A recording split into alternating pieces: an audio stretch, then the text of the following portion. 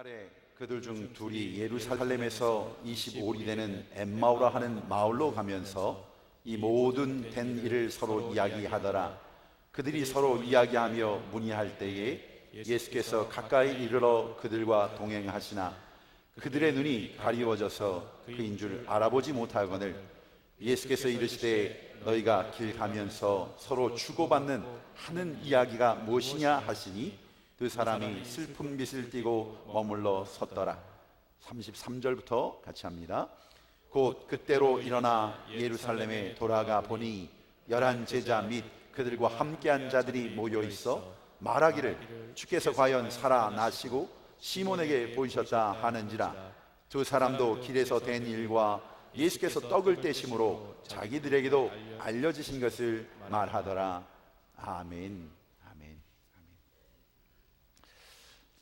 바실레야, 하나님의 나라라고 하는 그런 주제를 가지고 누가복음을 본문으로 해서 말씀을 살펴본 시간들입니다.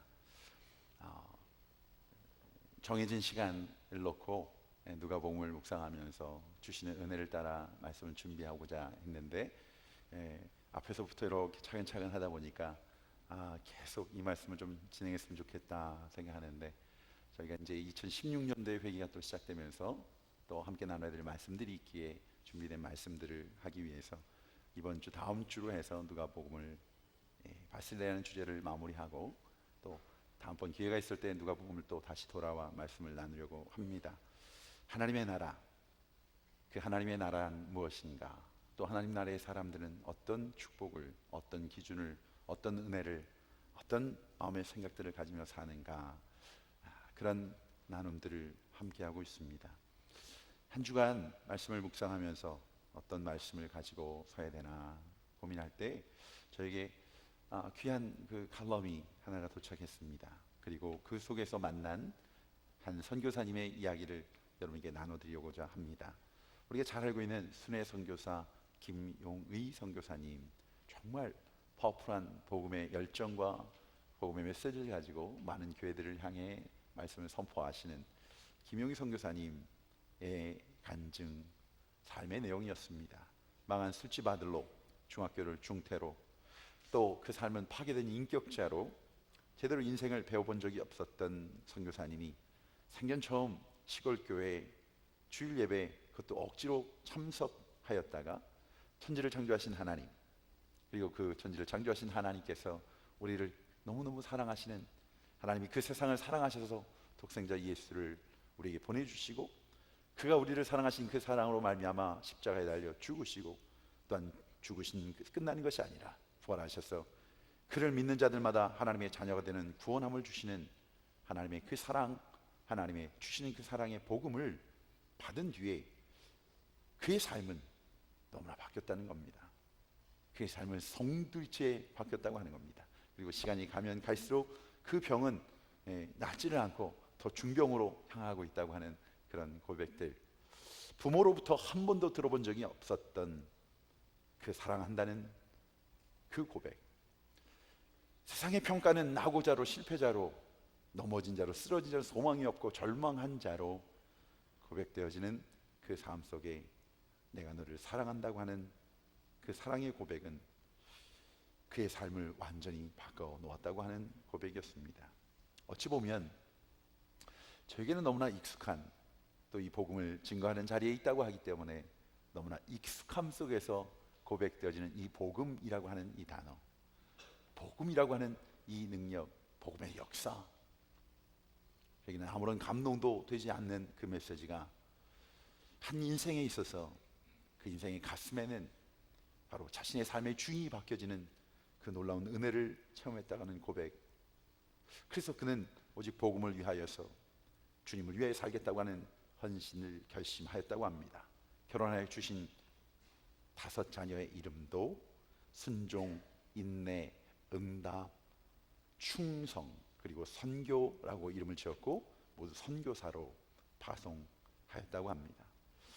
그 완전한 복음을 깨닫고 하나님의 나라, 그 놀라운 비밀을 깨닫고 나니까 세상의 그 어떤 것과도 바꿀 수 없는, 그 어떤 것과도 비교할 수 없는 그 마음의 축복을 그 마음의 가치를 받게 되었다고. 아들을 선교사로 훈련시키기 위해서 아프리카 오지에 이제 혼자 남겨두고 귀국하기 전날에 갑자기 마음이 너무나 힘들어졌다고 합니다. 아들이 가야 될 그 길, 만나야 될 그 하루들, 경험하고 겪어야 될 그 일들 속에서 선교사님 스스로도 너무나 마음의 무거움들이 그 마음을 빼앗았다고 합니다. 아프리카에 두고 가는 아들, 자기만 한국으로 돌아가는 그 걸음이 떨어지지 않을 것 같더랍니다. 그래서 밤새 기도하면서 눈물로 아들을 위한 긴 편지를 썼습니다. 그리고 그 편지를 그 아들의 손에 쥐어주고 왔다고 합니다. 그 편지 끝에 그 아들에게 쓴 고백, 그 고백이 제 마음을 찢어버렸습니다. 제 마음에 그래요 먹먹했던 그 가슴을 찢어버리고 말았습니다. 사랑하는 아들아, 우리 땅 끝에서 죽어 하늘 복판에서 만나자. 우리가 가야 되는 그 길이, 아들이 자신이 가야 되는 그 길 속에 혹시라도 서로 만나지 못하는 그 일들, 그 삶 속에 어떤 어려움과 형편들을 만날지 모르지만, 그러나 우리 땅 끝에서 주를 위해 살다가 하늘 그 복판에서 만나자. 사랑하는 성도 여러분,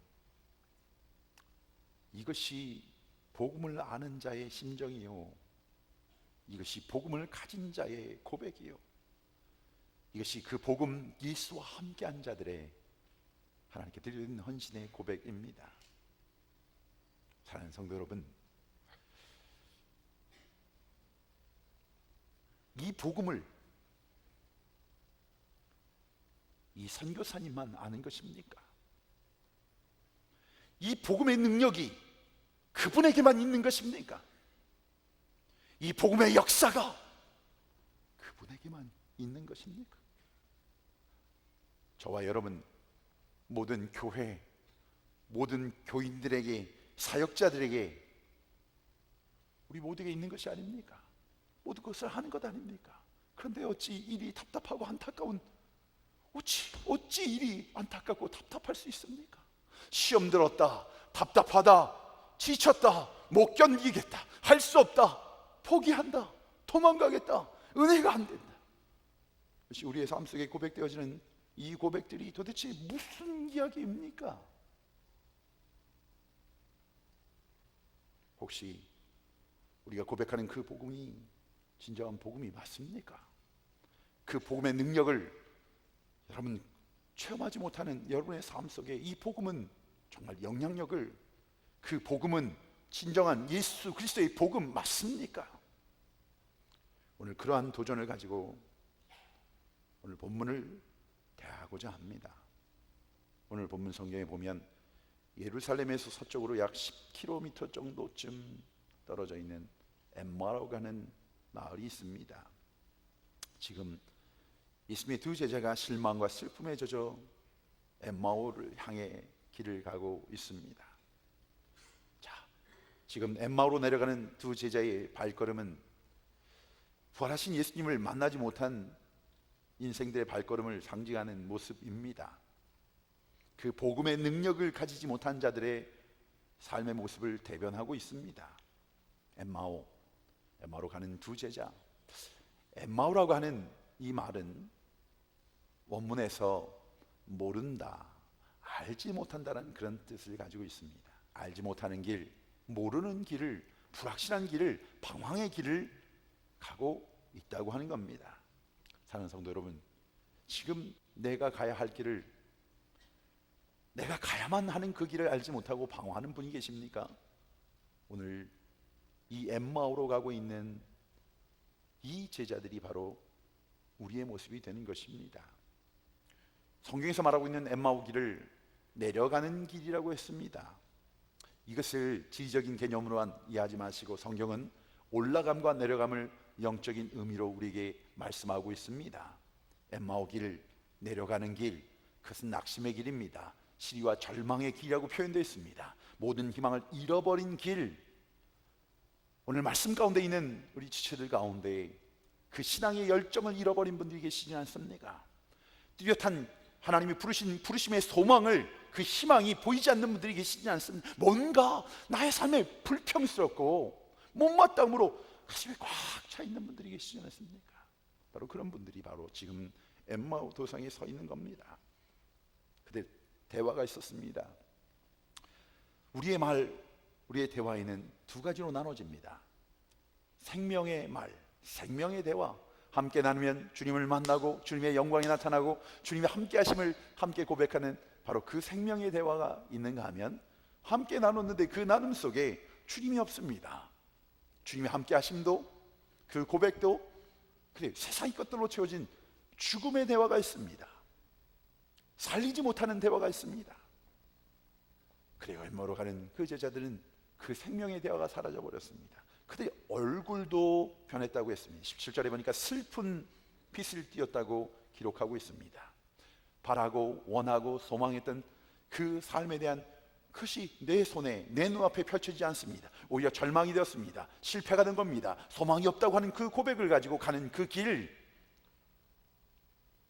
사랑하는 성도 여러분, 이 엠마오 길은 저들에게 슬픔의 길이었습니다. 내일을 기약할 수 없는, 계획할 수 없는, 그래서 어찌 보면 목 놓아 울고 싶은 그런 마음을 가지고 내려가는 그 길이었다고 하는 겁니다. 오늘 이 시간 누군가의 위로가 필요한 분이 계시지 않습니까? 누군가를 붙들고 엉엉엉 울고 싶은데 가슴이 먹먹하고 가슴이 너무너무 답답한데, 바로 그 길이 엠마오의 길입니다. 생각해보면 인생은, 우리가 가고 있는 이 길이, 많은 영혼들이 바로 이 엠마오로 내려가는 삶, 그 삶을 향해 가고 있는 모습, 이것이 또한 우리의 모습이 아닌가 오늘 성경은 우리에게 말씀하고 있습니다. 사랑하는 성도 여러분, 이 길 속에서 느껴지는 실망과 낙심, 불안과 공포, 근심과 걱정, 또한 죽음의 두려움 앞에서 있는 분들, 오늘 이 영혼들이 그 엠마오 길에서 저들의 대화가 바뀌어지고, 저들의 얼굴 낯빛이 바뀌어지고, 저들의 가던 그 방향, 그 길들이 돌이킴을 받는 놀라운 역사가 일어났습니다. 그들이 있어야 될 자리, 그 놀라운 부활의 역사와 그 복음의 현장의 주인공 되어지는 그 놀라운 축복이 오늘 본문 말씀 속에서 만나게 되는 엠마오로 가는 두 제자의 이야기의 스토리입니다. 어떻게 하면 이 엠마오 길에서 벗어날 수 있을까? 어떻게 이 절망의 길에서, 슬픔의 길에서, 죽음의 길에서 벗어날 수 있는가? 오늘 그 모든 질문의 답은 하나입니다. 예수 그리스도. 우리 한번 따라 하십시다. 인생의 방황은 예수 만나 끝이 납니다. 믿으시면 아멘. 이 고백이 낯서신 분은 새가족반을 안 하신 거예요. 아무리 몇 년을 하셨더라도 이 고백이 여러분의 입술에 고백이 되셔야 돼요. 자, 엠마오로 내려가던 제자를 예수님이 찾아오셨습니다. 기른 양을 찾아오십니다. 병든 자를 찾아오십니다. 주인의 집을 찾아오십니다. 낭망한 제자들에게 주님이 찾아오십니다. 오늘 이 시간 이 엠마오로 가는 제자와 같은 우리들에게 주님 찾아오시면 슬픔이 변하여 기쁨이 되어진 축복이 있을 줄 믿습니다. 낙심이 변하여 희망이, 절망이 기적으로 바뀌어지는 바로 예수 만나는 사건, 예수 찾아오시는 사건, 예수 인재의 사건이 오늘 이 시간 예배하는 우리 모두에게 기름 부어주심을 믿습니다. 자, 주님이 찾아오셔서 이 시간 하신 엠마오 제자들과 함께 하신 일들이 있었습니다. 그 첫 번째는 예수님께서들과 함께 동행하십니다. 함께 걸어가십니다. 함께 그 길을 가고 있다는 겁니다. 낭망의 자리, 실망의 자리, 방황하는 그 자리에 주님이 함께 동행하시는 것. 이스라엘 백성들에게 있어서 저들이 사랑하는 몇 개의 단어, 샬롬처럼 사랑하는 단어가 있습니다. 복된 단어라고 합니다. 그 단어 중에 하나가 바로 임마누엘입니다. 임마누엘, 그때 여러분 아시죠? 하나님이 우리와 함께 하신다. 그렇다면 가장 저주스러운 단어, 그들이 아주 이것만큼은 저희들의 삶 속의 역사 속에 이 단어를 가장 싫어하는 단어가 이가봇이라는 단어입니다. 뜻은 하나님의 영광이 내게서 떠났다라는 뜻입니다. 우리에게서 떠났다는 겁니다. 우리의 가정에서 떠났다라고 하는 이가봇이라는 단어입니다. 성경이 우리에게 이야기하고 있습니다. 처녀가 잉태하여 아들을 낳을 것이요 그 이름을 임마누엘이라 하라. 이를 번역한즉 하나님이 우리와 함께 계시다 함이라. 하나님이 우리와 함께 계시는 임마누엘. 누가복음 2장 10절에 보니까 목자들에게 주님의 탄생 소식을 이렇게 전하고 있습니다. 무서워 말라. 보라, 내가 온 백성에게 미칠 큰 기쁨의 좋은 소식을 너에게 전하노라. 오늘날 다윗의 동네에 너희를 위하여 구주가 나셨으니 곧 그리스도 주시니라. 이스라엘 백성들은 하나님이 함께 하시는 것이 왜 복인가를 그들의 삶을 통해, 역사를 통해 알고 있었습니다. 체험했습니다. 이스라엘 백성들이 애굽에서 나와 광야 걸음을 걸어가는 동안 하나님이 함께 동행하셨을 때 그들의 고난은 고난이 아니었습니다. 광야가 광야 아니었습니다. 홍해가 아니었습니다. 그 광야에서, 그 메마른 땅에서, 그 배고픔에서 하나님이 함께 하시면 만나를, 그 하나님이 함께 하시는 구름 기둥과 불 기둥을, 그 하나님이 함께 하시는 그 홍해를 마른 땅과 같이 건너가는 바로 그것이었습니다. 그 앞에 놓여진 전쟁은 오히려 실망과 좌절과 두려움이 아니라 하나님이 함께 하시는 승리에, 하나님이 함께 하시면 되어짐에, 하나님이 함께 하심 속에 준비하심을 체험하는 증거가 되어지는 것이었습니다. 그러기에 굶주림도, 때로는 우겨싸임도, 앞에 놓이는 장애물도, 어떤 환경 속에서도 주님이 함께 하실 때, 주님이 동행하실 때 하나님이 함께 하시는 그 승리를, 그 하나님이 함께 하시는 축복을 누릴 수 있었던 겁니다. 반대로 그들이 하나님을 떠났습니다. 하나님이 그래요, 죄로 인하여 우상을 섬기는 그들을 떠났을 때 그들은 풍요로움 속에서도 배고픔을 느꼈습니다. 평안하다고 고백하면서도 그 삶은 평안스럽지 않았습니다. 불안했습니다. 길을 가고 있고 그 길이 분명한 길인데도 불구하고 그들은 그 길을 잃어버렸습니다. 서로 싸우며 반목하며 손가락질하며 끌어내리는 그들의 삶을 비참하게 변했습니다. 아름답지 못하게 몰락하는 삶을, 이가봇의 삶을 체험했던 겁니다. 주님은 우리의 마음을 아시는 분이십니다. 아시는 분이십니다. 전지하신 분. 그 아시는 게 끝나는 것이 아니라 그 문제를 해결할 능력 있는 전능하신 분. 아멘 할 때까지. 그런 하나님이 약속하시고 누구는 구별하시는 것이 아니라 그 약속 그대로 그 약속을 지키신 신실하신 하나님이 바로 나의 하나님임을 믿습니다. 이 고백에 아멘 안 하신 분은 무진장 후회하실 줄 믿습니다. 그런 하나님, 내가 비록 실패와 좌절과 어둠의 길을 걸어간다 할지라도 나를 버리지 아니하시는 하나님, 나와 동행하시며 나의 슬픔, 나의 연약함, 나의 부족함을 아시고 나에게 말씀하여 주시는, 우리 인생의 그 가는 걸음을 아시는, 나를 만드신 그분이, 나에게 약속하신 그대로 나를 책임져 주시는 그분이, 그 능력의 하나님이 나와 함께 계십니다. 그분과 함께 가면서도 제자들은 주님을 발견하지 못했습니다. 어려움이 닥치면 여러분, 어려움과 함께 따라오는 것들이 있습니다. 물질의 어려움이든 관계의 어려움이든 육체의 질고로 인한 질병의 어려움이든 여러분, 이 어려움과 함께 따라오는 것도 있습니다. 그것이 상실감, 좌절, 낙심, 때로는 분노, 불안, 두려움, 원망, 미움, 이것이 이 어려움과 함께 찾아와서 우리의 주위를 둘러칩니다. 그래서 오늘 우리와 함께 동행하시는, 우리의 이끌어주시는 그 주님을 보지 못하게 만드는 겁니다. 참 안타까운 것은 아주 큰 것으로 우리의 눈을 가리는 것이 아니더란 말입니다. 큰 여리고성이 있어야 우리의 눈이 가려지는 것이 아니라 그냥 누굴 향한 원망, 누굴 향한 섭섭함, 이 눈을 가리면 안 보이는 거예요. 보이지 않는 거예요. 그 염려가, 그 걱정. 오늘 엠마오로 가는 제자와 동행하신 그 주님, 걸어가서는 안 되는 정반대의 방향으로 걸어가고 있는 그런 제자들과 같은 모습으로 걸어가고 있는 우리들, 주님 오늘 찾아오셔서 우리 모두 어찌 보면 아무도 초청하지 않은 그런 자리일지 모르지만 주님은 이미 이 자리에 오셔서 우리에게 말씀하고 계시는 그 주님을 만나기를 주의 이름으로 축원합니다. 여러분, 혼자가 아닙니다. 혼자가 아닙니다. 디모데후서 1장 7절은 우리에게 말씀하고 있습니다. 하나님께서 우리에게 주신 것은 두려워하는 마음이 아니요 능력과 사랑과 근신하는 마음이라고 말씀하고 있습니다.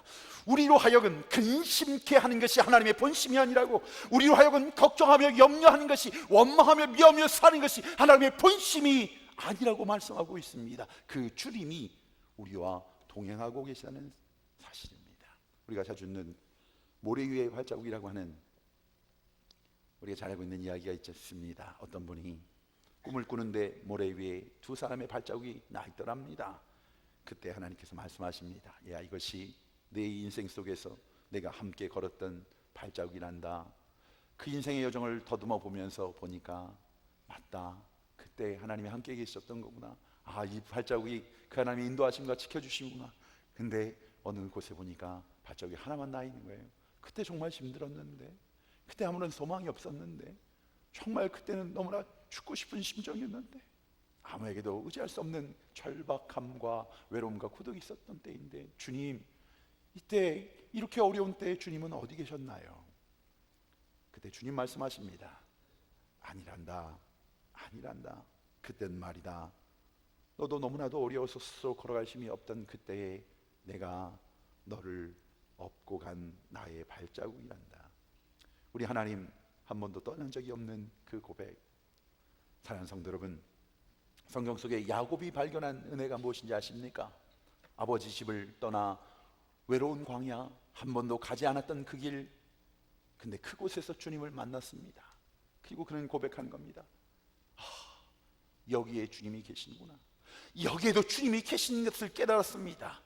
주님이 함께 계심을, 그 약속을, 내가 너와 함께 할 것이야, 이 약속이 이루어지는 그때까지 내가 너와 함께 할 것이야, 아브라함에게, 이삭에게 주셨던 그 약속에 하나님이 더하신 약속, 완전의 약속, 임마누의 약속을 야곱에게 허락하신 그 약속의 자리, 그의 삶 속에 하나님이 함께 하심을 고백합니다.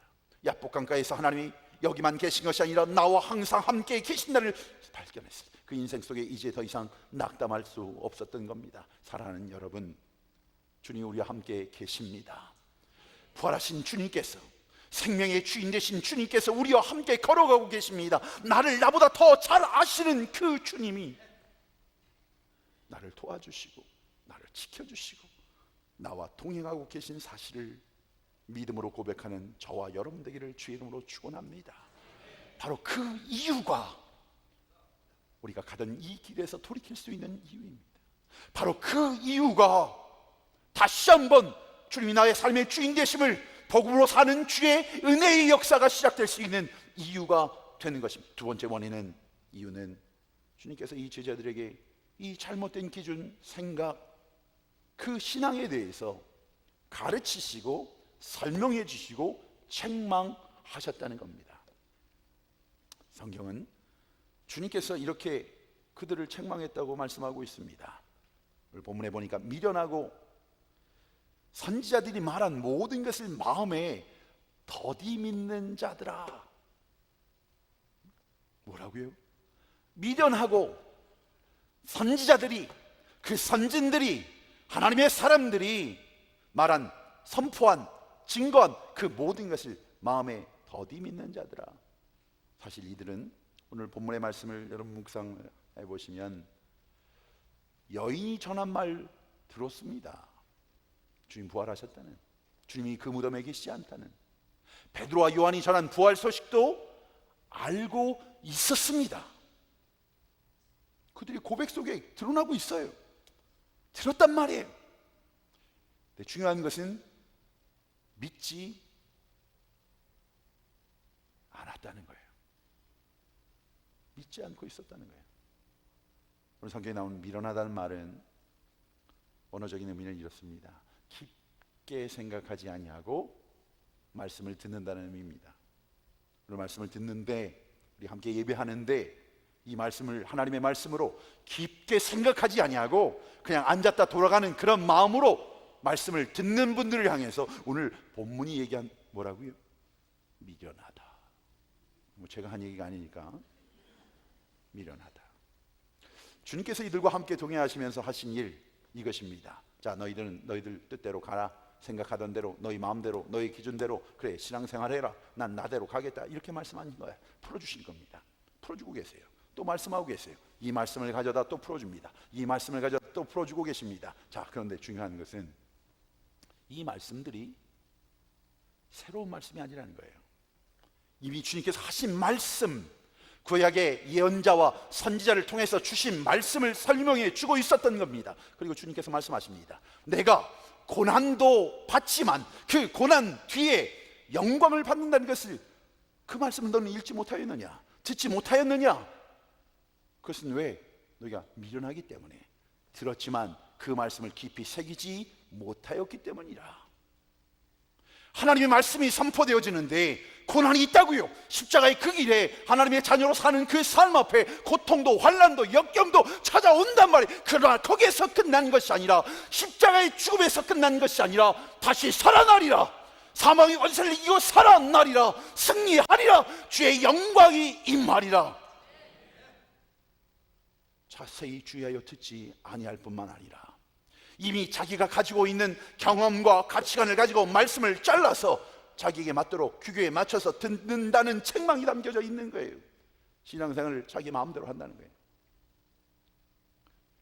신앙생활을 마음대로 한다고요. 좋으면 좋은 대로, 싫으면 싫은 대로. 그게 신앙생활이 정말 너무나 많은 이민교회 분들, 그걸 우리 전문적인 용어로 베이비시팅 미니스트리라고 그래요. 그래서 막 울면 어디 배고프세요? 똥 쌌어요? 어디 아파요? 기저귀 갈아드리는 거예요. 먹이는 거예요. 집사님 어디 시험 드셨다며? 마음 아프다며? 아이고 주여, 그 마음 정하시고 우리 같이 기도하십시오. 실감 나세요? 이미 목회 10년을 하든 20년 하든 30년 하든 교회가 사이즈가 크든 작든 여러분, 이 목회하면 목사가 탈진돼요. 사역자들이 탈진돼요. 구역장들이, 구역 강사들이 다 탈진돼 버리는 거예요. 못하겠어. 힘들어요. 하나님의 교회도 마찬가지예요. 여러분, 오늘 주님이 우리에게 지금 말씀하고 계십니다. 하나님의 말씀을 들을 때에 그 말씀이 내 삶 속에 어떤 영향력을 미칠 것인지, 그 말씀이 살아 역동하는 이 말씀이 왜 오늘 나에게 이 시간에 주어지고 있는지, 오늘 살아가는 나에게 하나님은 이 말씀을 통해서 어떻게 역사하실지를 진지하게 귀 기울이고 심각하게 들어본 적이 여러분 있으십니까? 그렇다면 묻습니다. 화가 날 때 하나님의 말씀은 여러분에게 어떤 영향력을, 어떤 이 말씀의 위치에 있습니까? 절망과 낙심될 때 하나님의 말씀은 여러분의 삶 속에 어디 위치하고 있습니까? 그 말씀으로 그 마음을, 그 생각들을 잡고 있습니까? 잘되고 부하고 평안할 때 하나님의 말씀은 여러분의 삶에 어디에 있습니까? 고난 속에, 즐거움 속에 가려서 그 말씀이 여러분의 삶에 아무런 영향력을 행사하지 못한다면 여러분, 바로 그들을 향해 온전히 하나님의 말씀을 듣지 못했다고 하는 미련한 자들이라는 이 책임을 들으셔야 됩니다. 하나님 말씀에는 고난이 있습니다. 그 말씀 속에 절망을 이야기하고 있습니다. 그리고 그 안에 우리의 죽음인 십자가도 있습니다. 그러나 그 너머에 변치 않는 영원한 생명이 우리를 끝까지 사랑하시고 변치 않고 붙들어 주시고 지켜주시고 승리케 하신 약속의 말씀이, 그리고 그 하나님이 주신 승리와 영광이 있다는 것을 잊어버려서는 안 된다고 하는 것입니다. 성경의 오병이어의 사건을 저들이 체험했습니다. 물고기 2마리와 볼떡 5개로 5,000명을 먹인 사건, 정말 놀라운 기적의 역사였습니다. 그러나 그 일에 참여했던, 그 일의 주인공이었던, 그 일에 섬김의 자리를 세웠던 제자들은 오병이어의 사건이 무엇을 의미하는지를 몰랐던 겁니다. 큰 은혜, 기적, 역사의 자리에 참여하고 있는데도 그것이 내 삶 속에 하나님 무엇을 이야기하고 있고 어떤 유익, 어떤 축복을 주시려는지 알지 못하는 거예요. 사랑하는 성도 여러분, 아틀란타 땅에, 아니 미주 지역에, 이 땅에 잔스키 같은 이 부흥의 역사를 하나님 주시는 그때가 얼마나 있는 겁니까? 이것을 사람의 방법과 이유로 설명할 수 있겠습니까?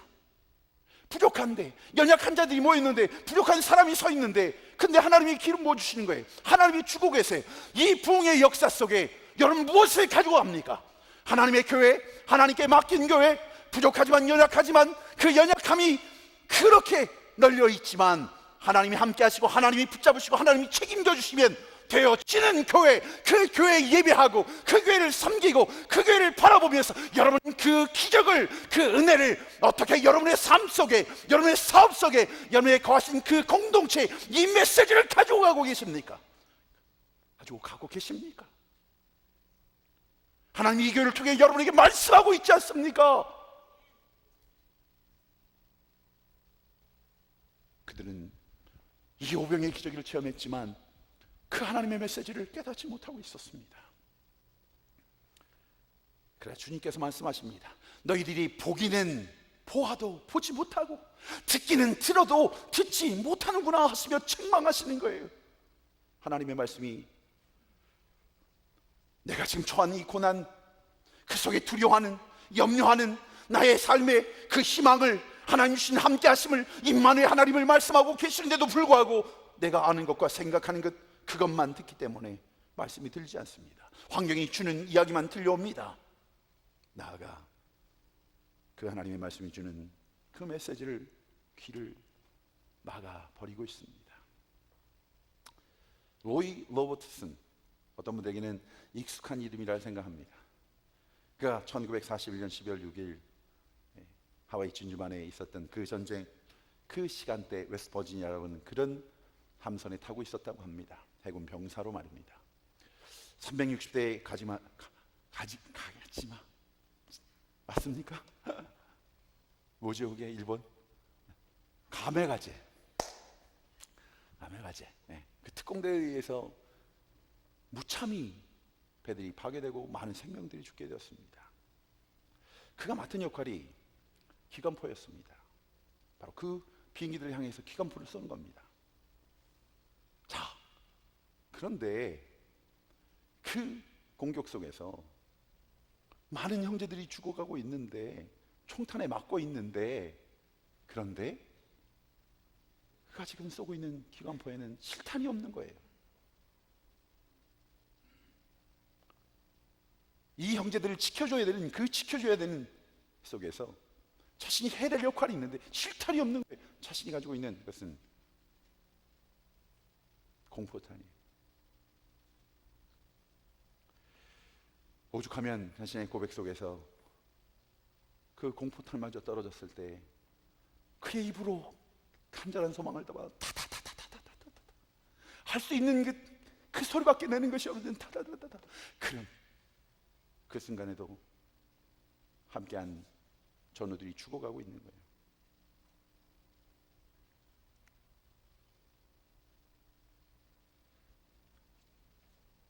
이 전쟁이 끝난 뒤에 어느 날 그 성경 공부 그룹에 참여하게 되었다고 합니다. 한 10명쯤 둘러앉았는데 인도자가 성경 한 구절씩 외우는 구절들을 자신의 삶 속에 하나님 주신 은혜를 고백하는 성경 구절들을 외우도록 암송할 수 있도록 그 시간들을 가졌습니다. 근데 이 로버트슨 병사도 자신이 외우고 있는 우리와 비슷한 요한복음 3장 16절을 해야 되겠다 생각했는데 바로 앞에서 먼저 앉기도 잘 앉아야 돼요. 무엇을 하지 않는데 생각이 나지 않는 거예요. 말씀이 없는 거예요.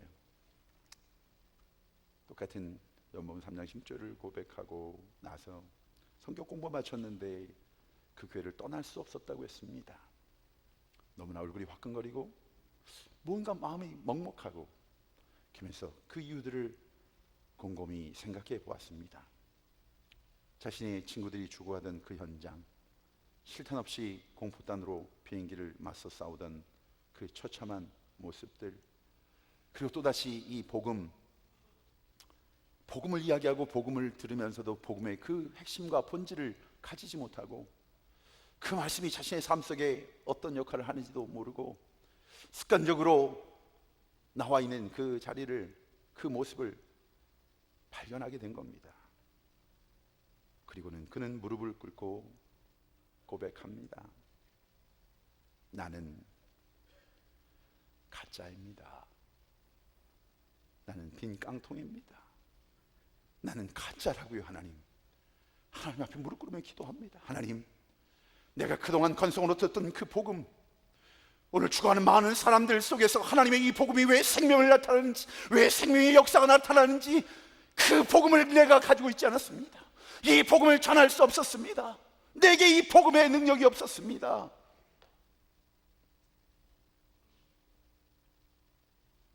사랑하는 성도 여러분, 여러분 가지고 계십니까? 만나는 영혼들에게 이 복음을 증거할 수 있습니까? 이 복음이 내 안에 있어서 그 말씀이 고백되어지는 그 고백들을 가지고 계십니까? 교회 나와라가 아니라 예수 믿는 그 예수를 믿으라고 하는 이 사망에서 이기신 그 예수를 증거할 수 있습니까? 그는 주님 앞에 결단하고 말씀을 보기 시작합니다. 그가 빌그램 전도단의 주역이 된 바로 로이 로버트슨입니다. 그러나 우리에게 익숙한 이 로이 로버트슨은 거기서 끝나지 않고 트로트맨이라고 하는 분과 함께 내비게이터 선교회를 함께 창립합니다. 여러분, 내비게이터 성경 공부를 하신 분들은 아시겠지만 복음의 핵심과 구원의 이 확신에 대한 부분만큼은 정말 확실하게 훈련시키는 그런 선교회입니다. 사랑하는 성도 여러분, 말씀을 듣고 신앙생활 할 때 그 말씀이 여러분 아무런 의미도 아무런 영향도 아무런 열매도 나타나고 있지는 않는 겁니까? 매주 말씀을 듣고 있는데, 그 말씀을 묵상하고 있는데, 예배를 드릴 때마다 여러분 그 말씀이 어떻게 여러분에게 다가오고 있습니까? 그 말씀을 들을 때 두렵고 떨리는 마음이 여러분 안에 있습니까? 말씀이 들려라, 난 나대로 살겠거든. 그래, 말씀 빨리 끝나라. 오늘 점심 메뉴가 뭔지. 그렇다면 저와 여러분은 빈 깡통입니다. 가짜란 말입니다. 이 말씀이 선포되어진 이 약속을, 이 은혜를, 이 축복을, 이 능력을 누릴 수 없는 겁니다. 여러분, 내가 만든 하나님을 믿고 있지는 않습니까? 내 경험과 들은 지식, 그리고 단편적으로 본 성경 몇 구절, 여러분의 그 안에 있는 더러운 욕구들, 그 욕심들과 뭉쳐진 그 하나님의 모습이 진짜 하나님인 줄 알고 믿고 살아가는 것, 그런 삶을 살고 있지는 않습니까? 그것이 엠마오로 가는 제자들의 모습이었단 말입니다. 하나님이 하나님 되도록, 복음의 능력 있는 진실된 복음의 역사가 되도록 여러분 이 말씀을 진지하게 대하기를 주의 이름으로 축원합니다. 하나님께서 나를 향한 이 구원의 소식이 무엇인지 확실하게 받아들이고 확실하게 믿는 자가 되어지기를 주의 이름으로 축원합니다. 오늘 주님께서 그들로 하여금 이제 바로 이것을 가르치시며 책망하시며 그들에게 풀어주실 때 그들에게 뭔가를 이벤트를 하나를 준비하셨습니다.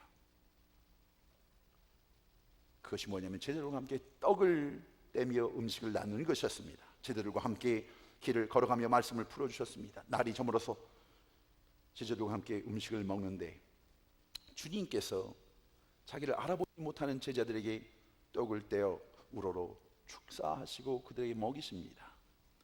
여기에서 제자들의 눈이 밝아졌다고 성경이 말하고 있습니다.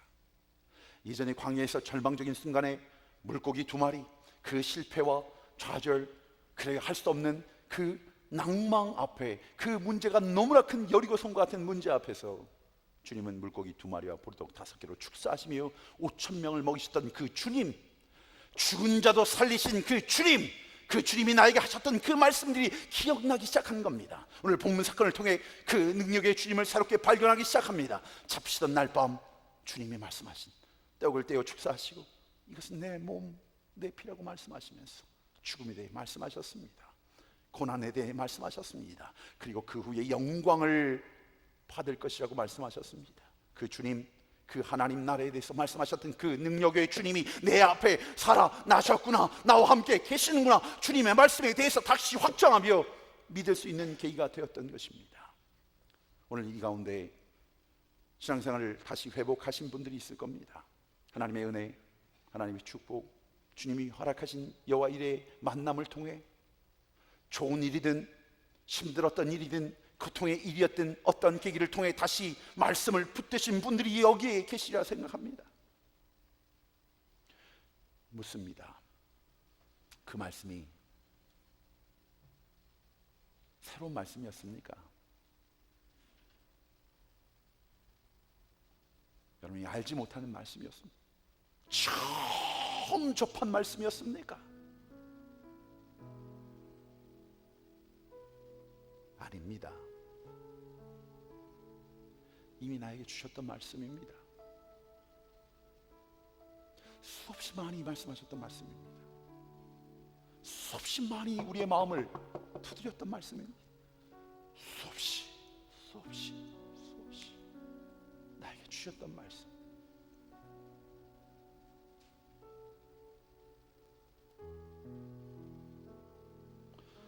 사랑하는 자녀를 자신의 눈앞에서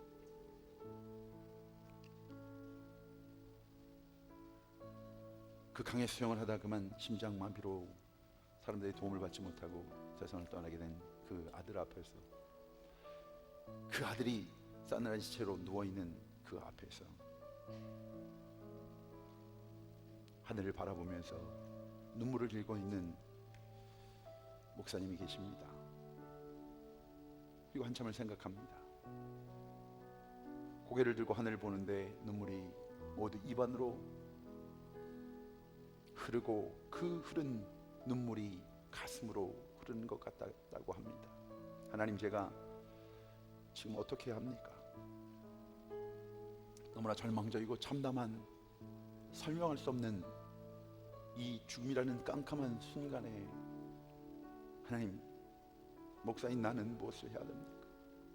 아빠인 나는 무엇을 해야 됩니까? 남편인 나는 무엇을 해야 합니까? 한참 동안 생각했다고 합니다. 함께 서 있던 그 목사님, 교회 식구들에게 예배를 드리자고 제안을 했습니다. 초절한 그 자신의 고통 앞에서, 죽음 앞에서 그런 자기가 수없이 설교했던 그 말씀이 생각나 했다고 합니다. 주님이 바로 생명의 주님이라는 것, 너희가 나를 죽어도 믿는 자는 부활한다고 하는, 살아서 믿는 자는 영생을 체험할 것이라고 하는 그 말씀, 내가 곧 길이요 진리요 생명, 그분이 부활이요 생명, 그 말씀들이 그 마음속에 떠오르기 시작했다고 합니다. 그리고 그는 절규합니다. 하나님, 부활이 있어야만 합니다. 부활이 있어야만 합니다. 사는 내 아들과 함께 만나는 그 부활이 있어야만 합니다. 그 부활이 있어야만 합니다. 그렇게 울부짖었다고 합니다. 숱하게 많은 시간들 속에 부활을 설교했지만, 그 부활을 이해하고 있었지만, 그 부활을 증거하고 있었지만, 이 사건은 이제 자신의 삶에 이 하나님의 약속이 이루어지지 않으면 안 되는 그 절박함으로, 그 확신으로, 믿음으로, 사모함으로 고백되어지는, 사랑하는 성도 여러분, 생명의 주님께서 세상 끝날까지 함께 동행하시며 약속하신 주님의 놀라운 말씀을 기억나게 하시는 사건, 그것이 오늘 하나님이 저와 여러분에게 주시는 은혜의 사건 되어지기를 주의 이름으로 축원합니다. 지금은 어느 길을 가고 계십니까? 이 인생의 걸음이 고달프시지 않으십니까? 어디를 향해 가고 계십니까? 여러분의 대화는 어떤 대화입니까? 여러분의 표정은 어떤 표정입니까?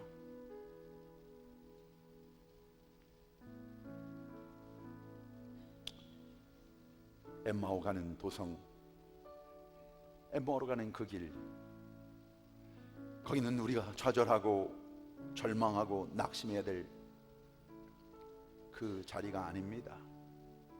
넘어졌다고 그 넘어진 자리에 좌절하고 포기하고 있어야 될 자리가 아닙니다. 이 자리는 바로 오늘 우리에게 찾아오시는 주님을 만날 수 있는 기회가 되기를 주 이름으로 축원합니다. 그 하나님의 함께 하심을 체험하는 거기에 이제 다시 돌이켜 내게 주신 사명과 소명의 자리, 그래요 이제는 다시 시작할 수 있는 이유, 그것이 엠마오로 가는 자리, 그 연약함과 부족함이 드러나는 자리. 그러나 주님 만나면, 주님 찾아오신 이 말씀 앞에 귀를 기울이면 그 하나님의 약속의 말씀에 아멘으로 순종하며 다시 한번 그 하나님을 바라보는 자들에게, 오늘 이 시간 이 말씀은 우리의 삶을 하나님 나라 되게 하는 능력의 말씀이 되어줄 줄 믿습니다. 처절했던 유대인 학살 수용소 슈비치 감옥 벽에 오늘 지켜 죽일지 모르는, 내일 그녀가 비누공장 재료가 될지 모르는 그 가스시에 실려가 언제 생이 닿을지 모르는 암담한 상황 속에서 하나님, 당신은 어디 계신 것입니까? 이 좌절과 이 아픔과 이 고통 속에 주님은 어디 계신 겁니까? 하나님 어디 계십니까? 하나님 살아 계십니까? 그러나 그때 그들이 고백하며 그들이 함께 나누는 신앙의 고백, God is here. 하나님이 여기 계십니다.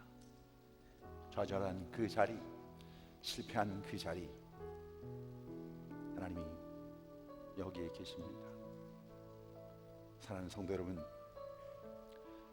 인생의 방황, 주님 만나면 끝이 나는 겁니다. 신앙의 방황, 자스케 교회, 좋은 교회 만나면 끝이 나는 역사가 있기를 주의 이름으로 축원합니다. 여러분, 교회에 실망하시지 않았습니까? 교회를 바라보며 낭망하고 또 신앙의 갈등을 일으키며 또 한없이 좌절하고 낭망하고 아파하는 내리막길로, 엠마오 길로 치닫고 있지는 않으셨습니까? 주님께서 세우기를 원하셨던 그 교회, 그 영광을 체험하는 그 교회, 이 땅을 이끌어가는, 이 땅을 복음화시키는 그 교회, 그 교회가 되기를 소망하는데 너무나 연약하고 너무나 부족하고 또한 부족한 우리들이 함께 모인 이 교회, 그런데 우리 좌절만 하지 마시고 절망만 하지 마시고 실망하지 마시고, 그러나 이 교회에 함께 하시는, 이 재단을 이끌고 가시는, 이 재단 속에 역사하시며 한 영혼들 찾아와 주셔 말씀하시고 붙잡아 주시고 치유하시는 그 주님을 만나는 축복이 있기를 주의 이름으로 축원합니다. 돌아가야 됩니다. 다시 시작해야 됩니다. 다른 이유는 없습니다. 주님이 함께 계시기에, 주님이 말씀하셨기에, 주님이 그 신실하신 약속을 이루시는 하나님이시기에 주님을 바라보는 자들에게, 이 재단에게 하나님이 하십니다. 오늘 이 시간 주의 복음을 받으십시오. 나의 힘 나의 능력으로 할 수 없는 주님의 복음을 받으십시오. 그 주님을 믿음으로 고백하는 자, 그 주로 영접하는 자, 그 주님과 함께하기를 사모하는 자에게 오늘 입술의 고백, 주는 그리스도시요 살아계신 하나님의 아들이십니다, 믿음으로 고백하는 그 입술의 고백에 하늘의 영으로 채워주실 것입니다.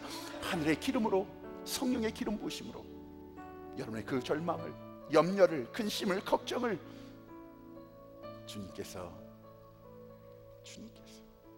오늘 성경은 33절 말합니다. 그들이 돌아가 예루살렘 성으로, 가던 그 절망과 좌절과 낙담과 자만과 교만의 길에서 돌아서 그 성령을 기름 부음 받는 하나님의 약속하신 그 예루살렘 성으로, 예배의 자리로, 섬김의 자리로, 말씀의 자리로, 주님이 허락하신 그 놀라운 은혜의 자리, 복음의 자리로 돌아가니라. 그렇게 시작하십시다. 주님의 영이 함께 계십니다. 같이 기도하겠습니다.